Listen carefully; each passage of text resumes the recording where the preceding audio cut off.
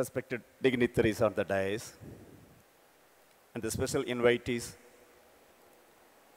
respected staff, teaching and non-teaching staffs, students, parents, good morning to everybody. Today, suppose I have to deliver my speech in English. Since parents and students are together here,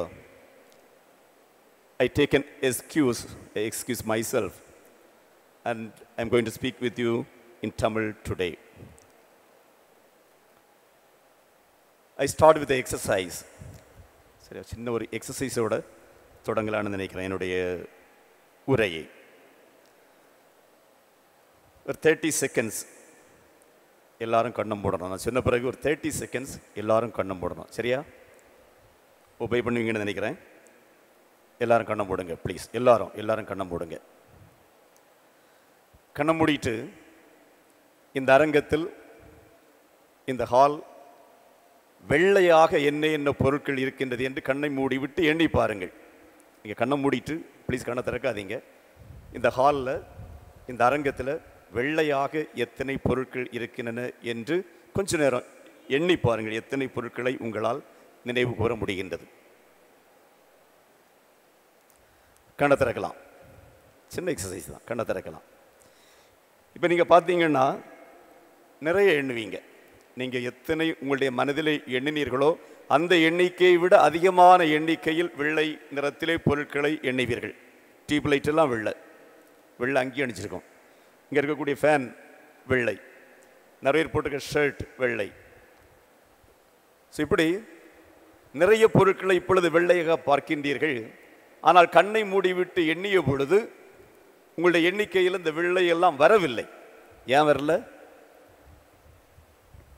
நீங்கள் அதை focus பண்ணாத விஷயம். அப்படி நீங்கள் focus பண்ணாத விஷயம். Focus பண்ணாத விஷயம் எங்கே நிற்காத? மனதில் நிற்காது. தொடர்ந்து இன்னொரு கேள்வி கேட்குறேன். இன்றைய 3 வாசகங்கள் வாசிக்கப்பட்டன. பகவத்கீதையிலிருந்து வாசிக்கப்பட்டது, குரானிலிருந்து வாசிக்கப்பட்டது, பைபிளிலிருந்து வாசிக்கப்பட்டது. அந்த 3 வாசகத்தினுடைய பொதுவான கருத்து என்னன்னு யாராவது சொல்ல முடியுமா?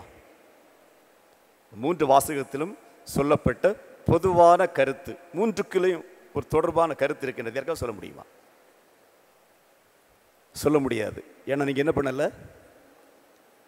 கவனிக்கல. கவனிச்சாலும் மனசில் வைக்கணும்னு கவனிக்கல. பைபிள் முதல்ல வாசிக்கப்பட்ட பைபிள் என்ன சொல்லியது? The fear of Lord is the beginning of wisdom. கடவுள் அச்சமே ஞானத்தினுடைய தொடக்கம். அதான் அவருடைய கருத்து. எல்லாரும் ஞானத்தை பெற்றுக்கொள்ள வேண்டும். அந்த ஞானத்தை எப்பொழுது பெற்றுக்கொள்கின்றீர்கள்? கடவுள் மீது ஒரு அச்சத்தை கொள்ளுகின்ற பொழுது பெற்றுக்கொள்கின்றீர்கள். அதில் கடவுள் அச்சம் என்றால் கடவுளோடு நிறுத்திவிடக்கூடாது. மாதா பிதா குரு தெய்வம். அந்த மாதா பிதா குரு தெய்வம் இவ்வளவையும் நீங்கள் அங்கீகரித்து அவர்களுக்கு உரிய மதிப்பு கொடுக்க கற்றுக்கொள்ளுகின்ற பொழுது உங்களுக்கு ஞானம் வரும். அதனால் தெய்வம் என்றால் கண்காணாத அந்த தெய்வத்துக்கு மட்டும் அச்சப்பட்டு விட்டு எனக்கு ஞானம் கிடைக்கும் என்றால் கிடைக்காது. மாதா பிதா குரு தெய்வம் இவ்வளவு வீரர்களுக்கு நீங்கள் என்னப்பட வேண்டும்? அச்சப்பட வேண்டும், உரிய மதிப்பு கொடுக்க வேண்டும். பகவத்கீதையில் என்ன சொல்லப்பட்டது?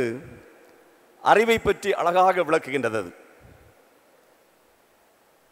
சென்சஸ், அடிப்படை அறிவு இல்லையா? ஐம்புலன்கள் அடிப்படை அறிவு, senses. Mind is better than senses. மனம் என்பது இந்த புலன்களை விட உயர்ந்தது. Intellect is better than mind. மனதை விட அறிவு என்பது உயர்ந்தது. Wisdom is better than intellect.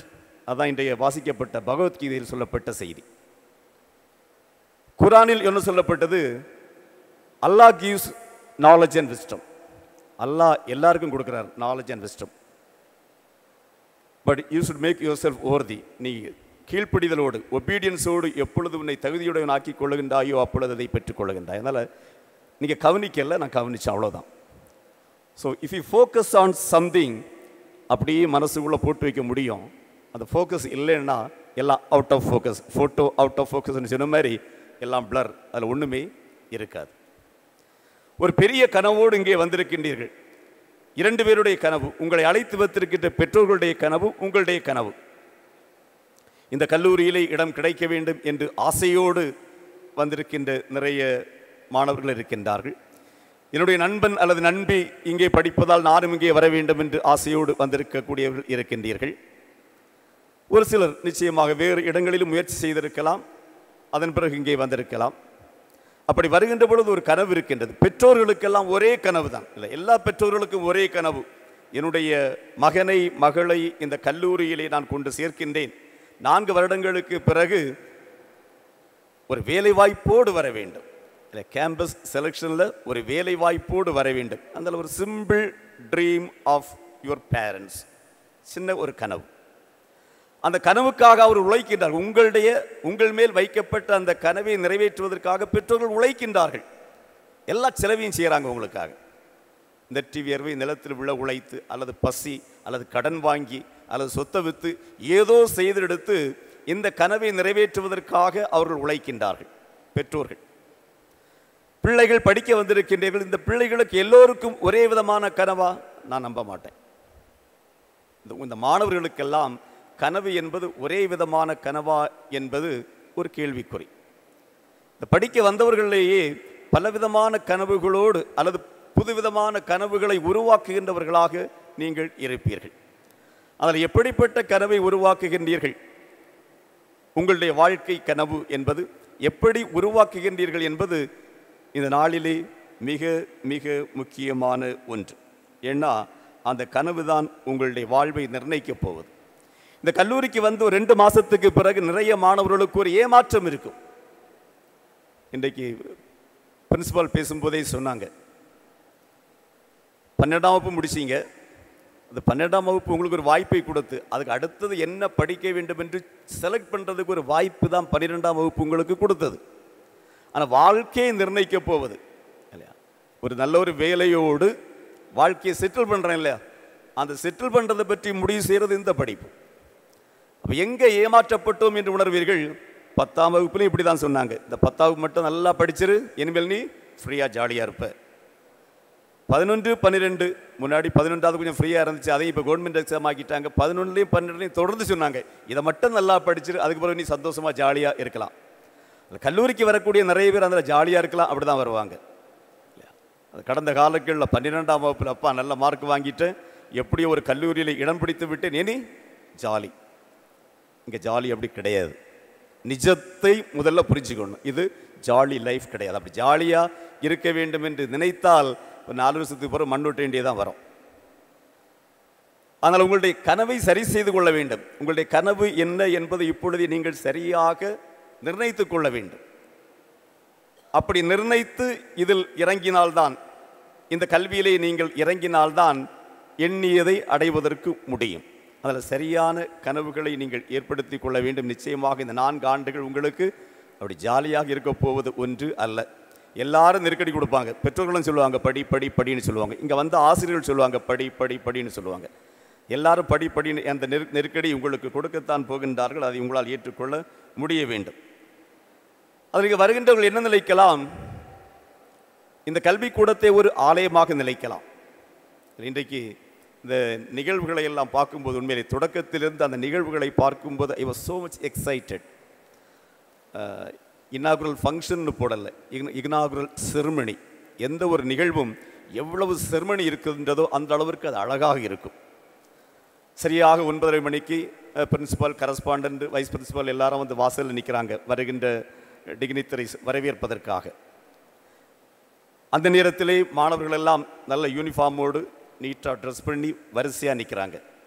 எல்லாரும் முகத்தில் புன்முறுவலோடு எல்லாரும் குட் மார்னிங் வெல்கம்னு சொல்லிட்டு பார்ப்பதற்கு மிக அருமையாக இருந்தது. Meticulous arrangement. அதில் நின்ன மாணவர்களும் அதை உள்வாங்கி இருக்கின்றார்கள். உள்வாங்கி கொண்டு அதை செய்தார்கள். எல்லாருடைய முகத்திலும் ஒரு புன்சிரிப்பு. Good morning, welcome father, welcome sir. அது நேர்த்தியாக செய்து போயாச்சு. அது பிறகு கொஞ்சம் ஹெச்ஓடி ஸ்டாஃப் எல்லாம் உள்ளே வந்திருக்கிறாங்க. எல்லாருக்கும் காஃபி சர்வ் பண்ணுறாங்க.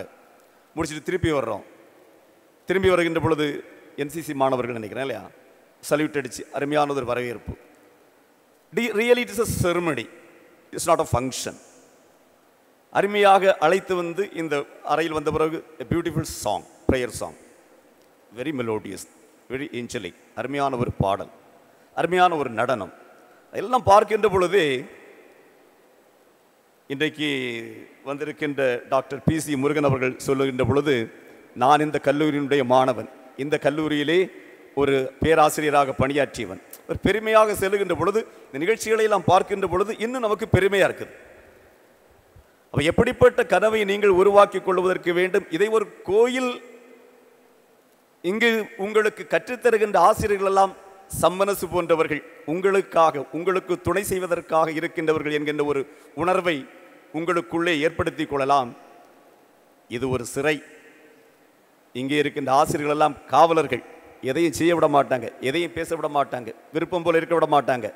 அப்படி இதை ஒரு சிறைச்சாலையாகவும் கருதலாம். இதை ஒரு கோயிலாக கருதினீர்கள் என்றால் சரியான நேரத்திற்கு வருவீர்கள், எல்லா பாடங்களையும் கவனமாக இருப்பீங்க. நான் சொன்ன மாதிரி your mind will be focused on all the subjects. When the teachers enter into the class, you will respect them, you will receive them, welcome them. இல்லை ஒரு சிறைன்னு நினைச்சிங்கன்னா உங்கள் மனசு உள்ளே இருக்காது.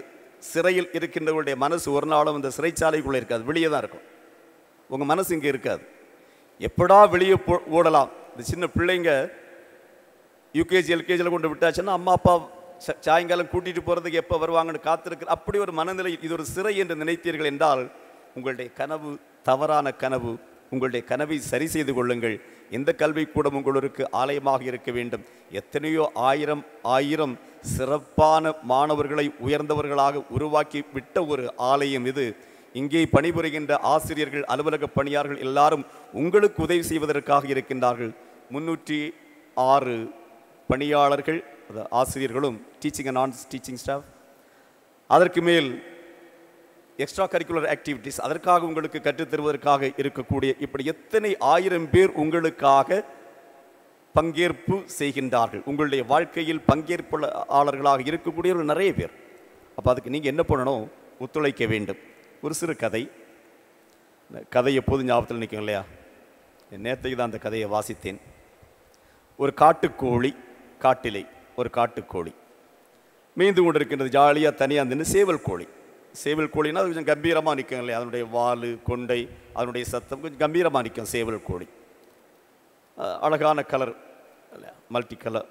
அது நின்று மேய்ந்து கொண்டு இருக்கின்றது. ஒரு நரி அந்த பக்கமாக வருகின்றது. காட்டுக்கோழியை பார்க்கின்றது. ரொம்ப சந்தோஷம், எனக்கு ஒரு உணவு கிடைத்தது என்கின்ற ரொம்ப சந்தோஷம். நரி பாய்ந்து பிடிக்க போகின்றது.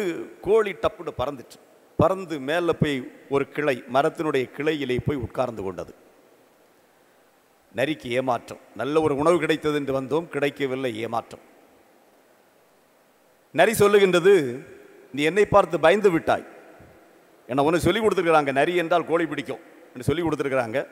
அதனால் நீ என்னை பார்த்து பயந்து விட்டாய். நான் உன்னை பிடித்து சாப்பிட வரவில்லை, உன்னோடு விளையாடுவதற்கு வந்தேன். நீ கீழே இறங்கி வா. கோழி சொல்லிச்சு, உன்னோடு விளையாடுறதுக்கு எனக்கு ஆசை தான், ஆனால் இப்போ முடியாது, நான் டயர்டாக இருக்கிறேன். நரி சொல்லிச்சு, இல்லை உனக்கு பயமாக இருக்குது, நான் அவனை சாப்பிட்ருவேன்னு. நான் அவனை சாப்பிட ஒண்ண மாட்டேன். உண்மையிலே எனக்கு நேரம் போகல, விளையாடுறதுக்கு இந்த காட்டில் இப்போ எனக்கு வேறு யாரும் கிடைக்கல. நீ கீழே இறங்கி வா, நம்ம விளையாடுவோம். கோழி சொல்லிச்சு, எஸ், எனக்கும் விளையாடுறதுக்கு வேறு ஆள் இல்லை, உன்னோட விளையாட ஆசை, ஆனால் எனக்கு இப்போ டயர்டாக இருக்கு, நான் வரல.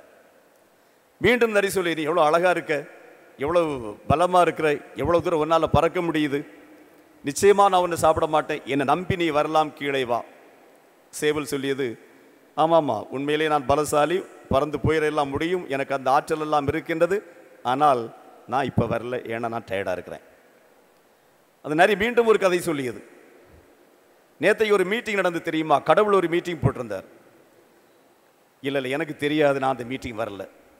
அந்த மீட்டிங்கில் கடவுள் என்ன சொன்னாருன்னா, இனிமேல் யாரும் யாரையும் சாப்பிடக்கூடாது, சிங்கம் புலி எல்லாம் மான்களை வேட்டையாடக்கூடாது, கரடிகள் வேற எதையும் பிடிச்சி சாப்பிடக்கூடாது, நரிகளெல்லாம் கோழியை சாப்பிடக்கூடாது, கடவுள் கட்டளையிட்டு இருக்கின்றார். அதனால இனிமேல்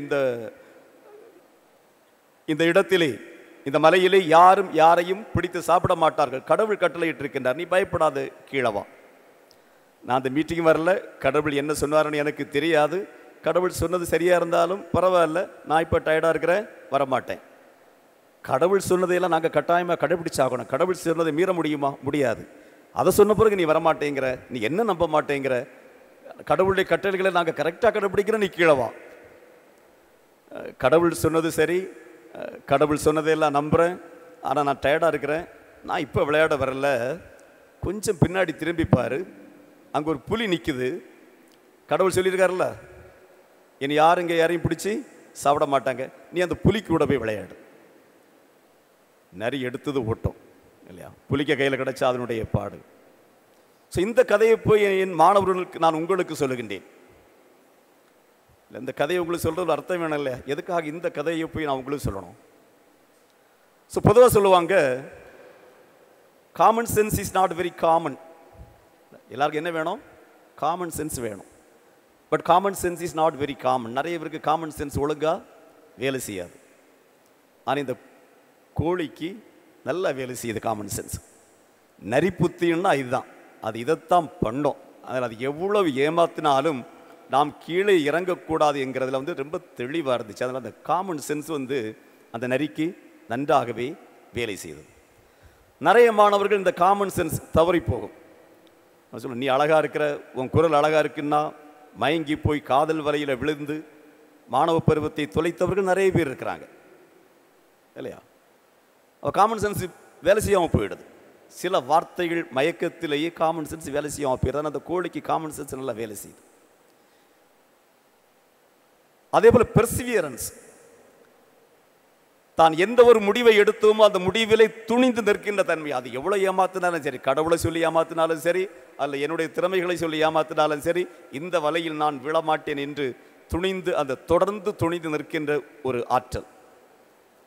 அப்படிப்பட்ட ஒரு ஆற்றல் மாணவர்களுக்கு வேண்டும். ஏன்னா இந்த மாணவர்களை அதிகமாக ஏமாற்றக்கூடியவர்கள் யார்? உடன் இருக்கின்ற நண்பர்கள். இந்த நண்பர்கள் நிறைய சொல்லலாம். இந்த வயசில் என்ஜாய் பண்ணலைன்னா வேற எந்த வயசில் என்ஜாய் பண்ண போகிற? நம்முடைய மனதுக்கு மிக இதமான கேள்விகள். இது இந்த உணர்வையும் மனதையும் ஆக்கிரமிக்கக்கூடிய கேள்விகள். இன்டலெக்டுக்கும் போகாது, ஞானத்துக்கும் போகாது. இந்த உணர்வையும் மனதையும் எளிதாக ஏமாற்றக்கூடிய கேள்விகள். இந்த வயசில் நீ என்ஜாய் பண்ணலைன்னா நீ எப்போ உருப்பட போகிற, என்ஜாய் பண்ண போகிற? இந்த வயசில் நீ அம்மா அப்பாவுக்கு பயந்துக்கிட்டா இருக்க? நீ ஆம்பளையா? ஒரு பொம்பளைன்னா 18 வயசில் ஆயாச்சா நீ மேஜர். இந்த வயசில் போய் அம்மா அப்பாவுக்கு பயந்துக்கிட்டா இருக்க? ஒரு நாள் தண்ணி அடித்தாலாம் ஒன்றும் பண்ணாது. வாழ்க்கையில் இதெல்லாம் கொஞ்சம் அனுபவிக்க வேண்டாமா? 2 நாள் கட்டி அடிச்சுட்டு சினிமா போனால் என்ன? இந்த டைமில் நம்முடைய காமன் சென்ஸ் சிதறி போயிடும். அடுத்தவர்களுடைய அந்த பசப்பு வார்த்தையிலே இவர்கள் நம்முடைய நண்பர்கள் இல்லையா? இந்த நண்பர்களுடைய தொடர்பு நமக்கு வேணும். இப்படிப்பட்ட நண்பர்களுடைய தொடர்பு வேணுமாங்கிறது ஒரு கேள்வி. ஆனால் நிறைய பேர் இப்படிப்பட்ட நண்பர்களுடைய தொடர்பு விட்டு போகக்கூடாது என்பதற்காகவே நிறைய பொய்களை சொல்லக்கூடியவங்க இருக்கிறாங்க. இவங்கெல்லாம் கற்றுக் கொடுப்பாங்க. நீ எப்படி ஆசிரியரை ஏமாற்றலாம், எப்படி பெற்றோரை ஏமாற்றலாம், அந்த பொய் சொல்வதற்கான வழிகளெல்லாம் கற்றுக் கொடுப்பார்கள். அதில் மாணவ பருவத்தில் தான் நிறைய பொய் சொல்ல கற்றுக்கொள்ளக்கூடியவர்கள் பழகுகின்றார்கள். அதனால் எப்பொழுது நீங்கள் கொஞ்சம் காமன் சென்ஸ் உங்களுக்கு வேலை செய்யணும்னா, நம்ம எதற்காக இந்த கல்லூரிக்கு வந்தோம்? இந்த கல்லூரியிலிருந்து வெளியே போகின்ற பொழுது எல்லோரும் வரவேற்கக்கூடிய அறிவுமிக்க ஒரு மாணவனாக, வரவேற்று வேலை தரக்கூடிய அறிவுமிக்க மாணவனாக நீங்கள் வெளியே சொல்லலாம். ஒரு 10-15 அரியரை வச்சுட்டோம் வெளியே போகலாம். அப்படி நிறைய பேர் 10-15 அரியரோடு வெளியே போகிறவங்களும் இருக்கிறாங்க. குற்றங்கள் செய்து தண்டிக்கப்பட்டு தண்டனையோடு வெளியே போகிறவங்களும் இருக்கிறாங்க. ஆனால் உங்களுடைய பெற்றோரெல்லாம், இங்கே இருக்கின்ற ஆசிரியர்கள் எல்லாம் விரும்புவது என்ன? நீங்கள் நல்ல மாணவர்களாக நல்ல முறையில் படித்து ஒரு வேலை வாய்ப்பை பெறுகின்ற அளவிலே வெளியே போக வேண்டும் என்பது தான் கனவு. அது மட்டுமல்ல, எனக்கு சொல்லும்போது சொன்னாங்க, integral development, a good character, good attitude. எல்லாரும் விரும்புகின்ற ஒரு மனிதனாக, எல்லா திறமைகளையும் பெற்ற ஒரு மனிதனாக, ஏதாவது படிப்பு மட்டுமல்ல, ஏதாவது ஒரு எக்ஸ்ட்ரா கரிக்குலர் ஆக்டிவிட்டீஸில் சேர்ந்தவர்களாக நீங்கள் வெளியே செல்ல வேண்டும் என்பது எல்லோருடைய ஆசை, விருப்பம், கனவு. அந்த கனவு உங்களுடைய கனவாகவும் இருக்க வேண்டும். இந்த கனவு உங்களிடம் இருக்கும் என்றால் ஒரே ஒரு விஷயத்தை சொல்கிறேன், there is internal motivation and external motivation. இந்த இன்டர்னல் மோட்டிவேஷனுங்கிறது இந்த கோழி செய்தது மாதிரி, நான் இப்படித்தான் இருப்பேன், அதான் சரியான முடிவை எடுத்துக்கொள்வது. இந்த சரியான முடிவை எடுத்துக்கொண்டு அந்த சரியான முடிவில் யார் என்ன சொன்னாலும் தவறாமல் நிற்பேன் என்று சொல்லக்கூடிய நமக்கு இன்டர்னல் மோட்டிவேஷன். எக்ஸ்டர்னல் மோட்டிவேஷன் மற்றவங்க எல்லாரும் வெளியே இருந்த அம்மா சொல்லுவாங்க, அப்பா சொல்லுவாங்க, நண்பர் சொல்லுவாங்க, இவங்க எல்லாம் ஆசிரியர்கள் சொல்லுவாங்க, அதெல்லாம் எக்ஸ்டர்னல் மோட்டிவேஷன். ஆனால் இன்டர்னல் மோட்டிவேஷன் சரியாக இல்லை என்றால் இலக்கை அடைய முடியாது. ஏன்னா யூ பிகம் யுவர் எனிமி. நானே எனக்கு எதிரியாக இருந்தால் என்னுடைய இலக்கை நான் எப்படி அடைய முடியும் இல்லையா? இன்றைக்கு படித்து முடிக்க வேண்டியது நான் படித்து முடிக்கவில்லை, நான் எனக்கு எதிரியாகின்றேன். காலையில் 5 மணிக்கு எழும்ப வேண்டும், நான் எழும்பவில்லை, நான் எனக்கு எதிரியாகின்றேன். கல்லூரிக்கு வர வேண்டும், சிலர் இருக்கிறாங்க மினிமம் அட்டெண்டன்ஸ் போதும், மினிமம் அட்டெண்டன்ஸ் இருந்தால் நம்மளை எக்ஸாம் எழுத விட்டுருவாங்க. இவங்க கூட சேர்ந்த மாணவன் எப்படி இருக்கார்கள். சில தேர் ஆர் சம் ஸ்டூடெண்ட்ஸ் ஒரு நாள் கூட விடுமுறை எடுக்காத மாணவன், 4 ஆண்டுகள் படித்து ஒரு முறை கூட விடுமுறை எடுக்காத ஸ்டாஃப் இருக்கிறாங்க, ஸ்டூடெண்ட்ஸ் இருக்கிறாங்க. இப்போ அவங்களுடைய மனநிலை எப்படி இருக்கும்? ஸோ அதனால் அந்த இன்டர்னல் மோட்டிவேஷனுங்கிற ரொம்ப ரொம்ப முக்கியம். அதனோட உன்னுடைய மோட்டிவேஷன் எவ்வளோ ஸ்ட்ராங்காக இருக்குதோ அவ்வளவு தூரம்தான் உன்னை யாரும் வெல்ல முடியாது. எப்பொழுது நீயே உனக்கு எதிரியாகி விடுகின்றாயோ எளிதாக உன்னை வென்று விடலாம், யாரும் உன்னை காப்பாற்றவும் முடியாது. தாமஸ் ஆல்வா எடிசன் சொல்லுவார், என் முயற்சி என்னை பலமுறை கைவிட்டது, ஆனால் நான் முயற்சியை கைவிடவில்லை. நான் நிறைய பேர் தோற்று போனார், அவருடைய எக்ஸ்பெரிமெண்ட்ஸில் நிறைய தடவை தோற்று போனார். என்னுடைய முயற்சி என்னை கைவிட்டது, நான் முயற்சியை கைவிடவில்லை. அதில் 1000க்கும் மேலே கண்டுபிடிப்புகளை என்னால் கண்டுபிடிக்க முடிந்தது என்று. நகர்ந்தால்தான் நதி அழகு, வளர்ந்தால்தான் செடி அழகு, முயற்சித்தால்தான் மனிதன் அழகு, மூச்சு விடுகின்றவன் எல்லாம் மனிதன் அல்ல, முடியும் வரை விடாமுயற்சி செய்கின்றவன் தான் மனிதன். எனவே நல்லதொரு கனவை உருவாக்குங்கள், முயற்சி செய்யுங்கள், முயற்சியிலே தொடர்ந்து தளராமல் நிலைத்து நில்லுங்கள், வெற்றியை காணுங்கள். அந்த வெற்றி என்பது உங்களை பெற்றுத்தந்த, உங்களை பெற்றெடுத்த பெற்றோருக்கும், உங்களுக்காக உழைக்கின்ற ஆசிரியர்களுக்கும், இந்த நிறுவனத்திற்கும், உங்கள் எதிர்கால வாழ்விற்கும் பெருமை சேர்க்கட்டும். நன்றி.